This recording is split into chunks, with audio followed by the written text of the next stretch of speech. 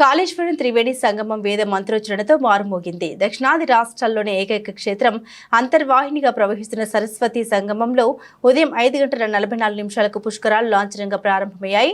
గురువారం వేకోజామున త్రివేణి సంగమ తీరాన సరస్వతి నదికి పుష్కరుడి ఆహ్వానించే కార్యక్రమం అంగరంగ వైభవంగా నిర్వహించారు. త్రివేణి సంగమ క్షేత్రం త్రిలింగ క్షేత్రం అయిన కాళేశ్వరం అత్యంత అరుదైన ఘట్టానికి వేదికగా నిలిచింది.